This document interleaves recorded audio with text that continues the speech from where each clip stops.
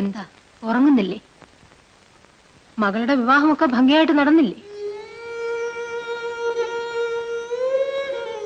എല്ലാം ആ കൊച്ചുകേശൻ ചെയ്ത ചതിയാണ് മാധവി. എന്തിനാ മറ്റുള്ളവരെ കുറ്റം പറയുന്നത്? ആവേശം കൊണ്ടെടുത്ത് ചാടുമ്പോ സ്വന്തം കുടുംബത്തെ കുറിച്ച് ആലോചിക്കണമായിരുന്നു. ഇങ്ങനെയൊക്കെ സംഭവിക്കുമെന്ന് ഞാൻ കരുതിയിരുന്നില്ല.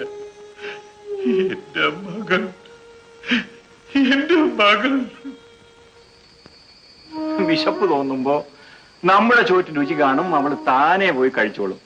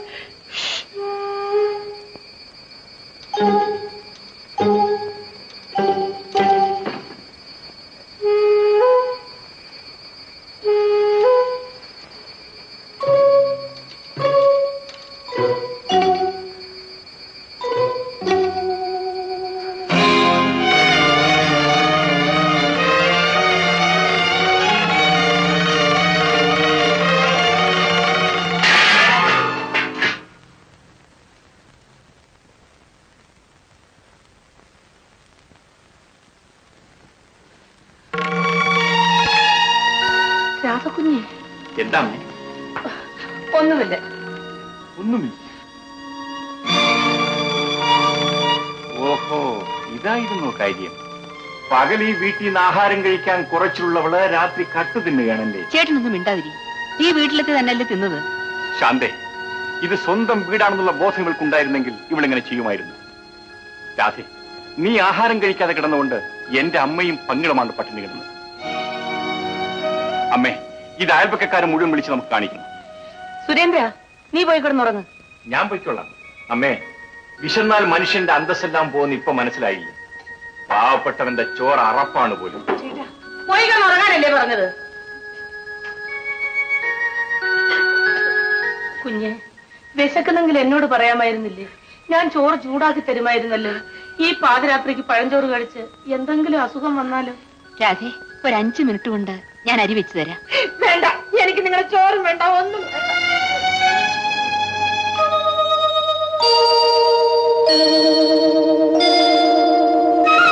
കൊച്ചുകുറുപ്പദ്ദേഹത്തിന്റെ കയ്യിൽ ആരെ കിട്ടിയാലും കുത്തുവാള എടുപ്പിക്കുമെന്ന് നാട്ടി പാട്ടായിട്ടുണ്ട്. ഇവിടെ ആരെ കുത്തുവാള എടുപ്പിക്കണം, ആരെ കുത്തുവാള എടുപ്പിക്കണ്ടെന്ന് എനിക്കറിയാം. അയ്യോ, കൂടെ നടക്കുന്ന എന്നെ എടുത്തുകളായിരുന്നേ. വേണ്ടി വന്നാൽ തന്നെ ഞാൻ എടുക്കും. നാട് വിട്ടുപോകണോ? നാട് വിട്ടുപോകും. ആര്? അല്ല, പെങ്ങൾക്ക് ഈ ഗതി വന്നതുകൊണ്ട് ആങ്ങൾ നാട് വിട്ടുപോകണോ എന്ന് ചോദിച്ചു. നാട് വിട്ടു പോകുന്ന ആരാമെന്ന് ഞാൻ കാണിച്ചു തരാം. അതായത് പെങ്ങളുടെ കഴുത്തിൽ മുഖം വെച്ചുഴുവെന്നൊറ്റ ശപഥം ചെയ്തിട്ടുണ്ടെന്ന് കേട്ടു. അങ്ങനെ വീഴും, അവന്റെ തന്ത വീഴും. കുഞ്ഞെന്തിനാ ഈ മീശയും വെച്ചോണ്ട് നടക്കുന്നത്? ഇതോ വാച്ചനായരെ, ഇത് ഒട്ടുമീശയൊന്നും അല്ല. എന്റെ പെങ്ങളുടെ ജീവിതം നശിപ്പിച്ചില്ലേ ആ തെണ്ടി. അവന് പിന്നെ ഒരു പെങ്ങള് ഇങ്ങോട്ട് തന്ന അതേ നാണയം തന്നെ ഞാൻ തിരിച്ചു കൊടുക്കും. താ നോക്കിക്കോ. അതാണ് വാച്ചനായരെ, ഒരു ഏഷണി ഉണ്ടാക്കിയിട്ടല്ലോ. നടന്നോ?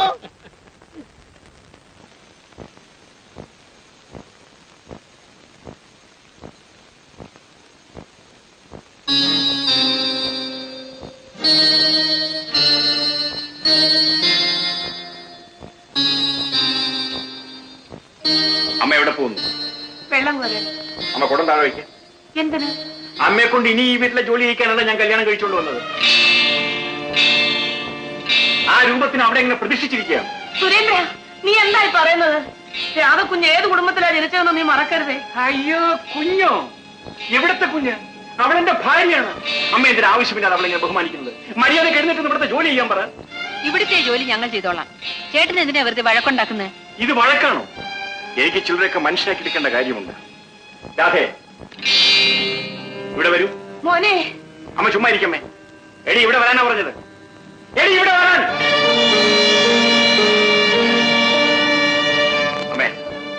കുടം അങ്ങോട്ട് കൊടുക്കാൻ. മോനെ അങ്ങോട്ട് കൊടുക്കാമേ. ദോ പിടിക്കടി, ഇടി കുടം പിടിക്കാൻ. ആ വടക്കേപ്പുറത്തുള്ള കുളം നീ കണ്ടിട്ടില്ലേ? ആ കുളത്തിലെ വെള്ളമാണ് ഞാൻ കുടിക്കുന്നത്. പോയി ഇവിടെ വെള്ളം കുടിക്കൊണ്ടോ അപ്പോ ചെല്ലേ. മോനെ അമ്മേ, പെണ്ണായാൽ വീട്ടിലെ എല്ലാ ജോലിയും പഠിച്ചിട്ടുണ്ടെന്ന് അമ്മയല്ലേ എന്നെ പറഞ്ഞ് മനസ്സിലാക്കിയിട്ടുള്ളത്? പക്ഷേ രാധകുഞ്ഞ്. അയ്യോ, ദാ പിന്നെയും വരുന്നു കുഞ്ഞ്. അമ്മേ, വലിയ ബഹുമാനമൊന്നും വേണ്ട, അവളും പെണ്ണാണ്. ആന്റി, രാധകുഞ്ഞ് വീട്ടിൽ ചെല്ലുകയും ചെയ്യാൻ തുടങ്ങിയോ? വളരെ സന്തോഷം. പെണ്ണുങ്ങളാ എങ്ങനെയാ വേണ്ടേ?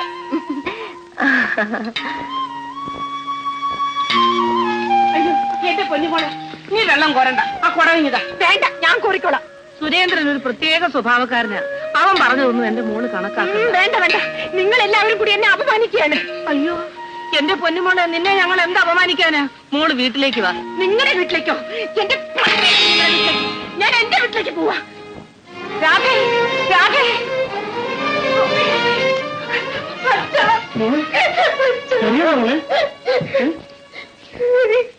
രാധേ, നീ ആരുടെ കൂടെയാ വന്നത്? ഞാൻ അവിടുന്ന് ഇറങ്ങിപ്പോന്നത് അമ്മേ. ഓഹോ, ഇറങ്ങിപ്പോന്നതാണ്. എന്റെ മോളിൽ നീ അങ്ങോട്ട് പോകണ്ട. ഇതുവരെ നടന്നൊന്നും പോരാഞ്ഞിട്ടാണോ ഇനി അവളെ അവിടെ പിടിച്ചു നിർത്താൻ പോകുന്നത്? മാധവി, അവൾ ആ വീട്ടിൽ പോയി കിടന്ന് അറിയിക്കേണ്ട ആവശ്യമില്ല. അത് അവളുടെ ഭർത്താവിന്റെ വീടാ. നീ അതും ഇതും പറഞ്ഞ അവളെ വേദനിപ്പിക്കാതെ. മകളെ വേദനിക്കരുതെന്ന് അച്ഛൻ നേരത്തെ ഓർമ്മിക്കണമായിരുന്നു. നീ വാ മോളെ. ഈ കാണിക്കുന്ന വാത്സല്യം വീണ്ടും അവളോട് കാണിക്കുന്ന ദ്രോഹമാണ്. പിന്നെ അവളെ ഇവിടെ ഇറക്കിവിടണമെന്നാണോ നീ പറയുന്നത്? അവൾ ഭർത്താവുള്ളവളാണ്.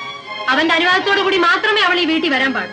ആ തെണ്ടിയുടെ അനുവാദം ഇല്ലാതെന്നുകൊണ്ട് അമ്മയുടെ തറവാടത്തെല്ലാം കൂടെ ആകെ അങ്ങ് താർന്നു പോയില്ലേ? ആഹാ, രാധേ, നീ അങ്ങോട്ട് പോകണ്ട. പോകണ്ടെന്ന് പറയാൻ നീ ആരാടാ? അവൻ പറഞ്ഞാൽ എന്താടി? അവൻ അവളുടെ സഹോദരനാ. സഹോദരനേക്കാൾ ഇന്ന് അവൾക്ക് വലുത് അവളുടെ ഭർത്താവാണ്. ഭർത്താവ്? അവനിഞ്ഞൊരു വേറെ അന്വേഷണമുണ്ട്, ഞാൻ കാണിച്ചു കൊടുക്കാം. നീ വാടി മോളെ.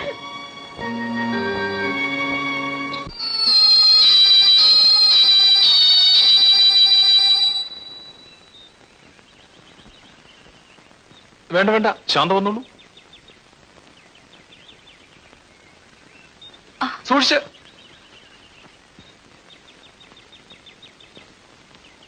ശാന്തേ, എവിടെ പോയിരുന്നു? അമ്പലത്തിൽ. ശാന്തിയോടൊരു കാര്യം പറയണമെന്ന് ഞാൻ കുറച്ച് ദിവസങ്ങളായി വിചാരിക്കുകയായിരുന്നു. എന്താ? ഏതായാലും നമ്മളിപ്പോ ബന്ധുക്കളല്ലേ? ഞങ്ങളെ ബന്ധുക്കളായിട്ട് നിങ്ങൾ അംഗീകരിക്കുമോ? കഴിഞ്ഞതെല്ലാം മറക്കൂ ശാന്തി. പിന്നെ ബാലൻ നിന്നെ ഉപേക്ഷിച്ചിരിക്കല്ലേ? ശാന്തി നിൽക്കൂ. നിന്റെ ഇന്നത്തെ സ്ഥിതിയിൽ എനിക്ക് വളരെ സഹതാപമുണ്ട്. നീ മറ്റൊരാളുടെ ഭാര്യയാണെന്നുള്ള കാര്യം ഞാൻ അത്ര കാര്യമാക്കുന്നില്ല. നിന്നെ എനിക്ക് വളരെ ഇഷ്ടമാണ്. വിവാഹം ചെയ്താൽ കൊള്ളാമെന്ന് ആഗ്രഹവുമുണ്ട്. നീ ആ ചൂളക്കാരനെ മറന്നേക്കൂ. നീ എന്നെ ആട്ടിയില്ലേ? ഇത് ആരംഭമാണ്.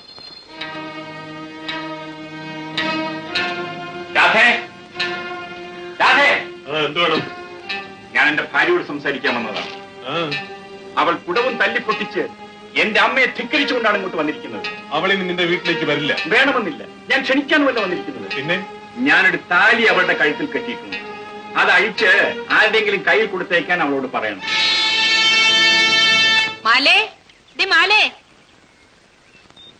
എന്താ കുഞ്ഞെ? മാലേ, നീ ബാലേട്ടനെ കാണാറുണ്ടോ? ഉണ്ടല്ലോ, ഇന്നലെയും കണ്ട്. എന്ത് പറയാനാ മാലേ, വീട്ടിലെനിക്ക് രണ്ടാം കല്യാണത്തിന് ആലോചന നടത്തുന്നു. ബാലൻ കുഞ്ഞുമായിട്ടുള്ള ബന്ധം തീർക്കാതെ എങ്ങനെ ഇനി ഒരു കഥ നടത്തുന്നത്? ഞങ്ങൾ തമ്മിലുള്ള ബന്ധം തീർത്താലും തീരുകില്ല മാലേ. ആരൊക്കെ വെറുത്താലും ഞാൻ അദ്ദേഹത്തെ വെറുക്കില്ല. ആളൊരു ചൂടിനാണെങ്കിലും നല്ലവനാ. ബാലേട്ടന്റെ മനസ്സൊന്ന് മാറിക്കിട്ടാനാ ഞാൻ ദിവസവും അമ്പലത്തിൽ പോകുന്നത്. കുഞ്ഞ് സമാനപ്പെടും. ഈ പിണക്കൊക്കെ മാറും. ബാലൻ കുഞ്ഞൊന്ന് കുഞ്ഞിനെ വിളിച്ചോണ്ട് പോവുകയും ചെയ്യും. ഞാൻ പോട്ടെ. നീ അറിയൊന്നും പറയണ്ട, നീ കാര്യങ്ങളും മാറാ. ചേട്ടത് പറയണം. ഈ കുടുംബത്തിനോട് എനിക്ക് എത്രമാത്രം ആത്മാർത്ഥമുണ്ടെന്ന് വരും പാച്ചുകാരോട് ചോദിച്ചു നോക്കണം.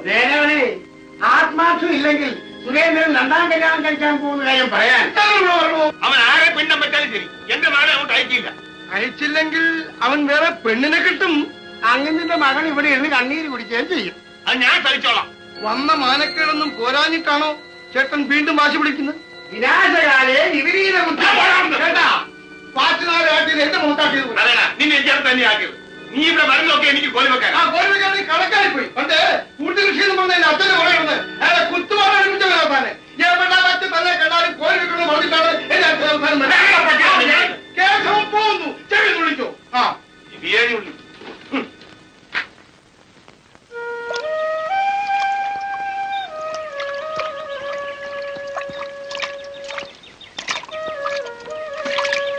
എവിടെ പോയിട്ട് വരിക?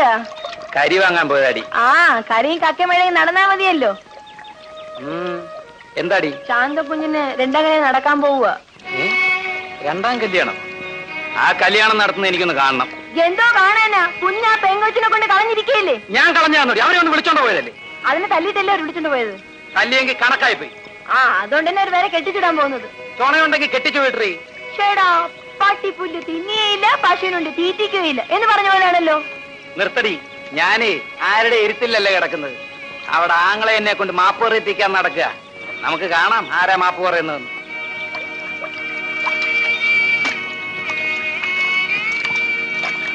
എന്തൊരു ജന്മമാ.